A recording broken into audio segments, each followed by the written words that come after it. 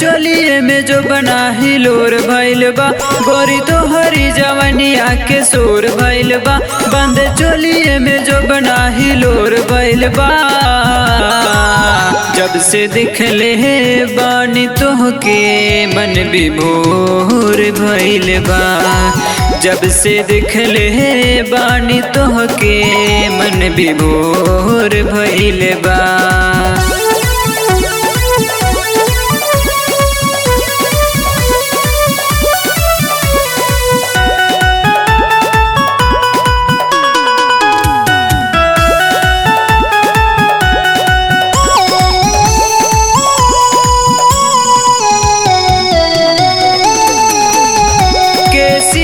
तोहार लागे कारी रे नगिनिया, होठवा से चुएला गुड़ वाला पानिया।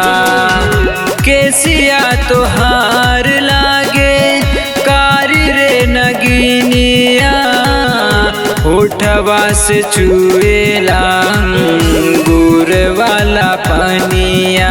रस भरल जैसे गन्ना पोरे पोर भइल बा, रस भरल जैसे गन्ना पोरे पोर भइल बा। जब से देखले बानी तोहके मन विभोर भइल बा। जब से देखले बानी तोहके मन विभोर भइल बा।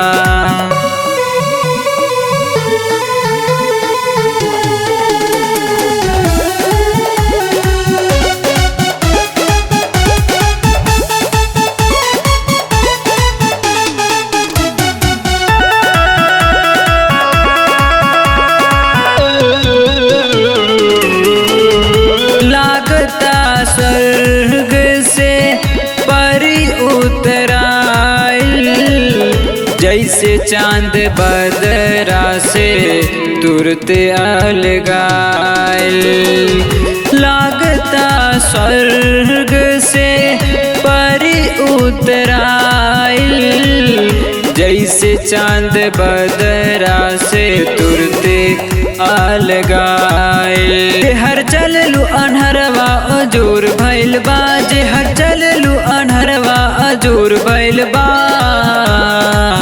जब से दिखले बानी तोहके मन विभोर भइल बा।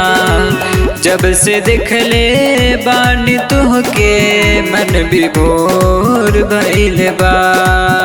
गोरी तो हरी जवनिया के शोर भइल बा, बंद चोलिए में जो बना हिलोर भइल बा। गोरी तो हरी जवनिया के शोर भइल बा, बंद चोलिए में जो बना हिलोर भइल बा। जब से दिखले बानी तोहके मन विभोर भइल बा। जब से दिखले बानी तोहके मन विभोर भइल बा।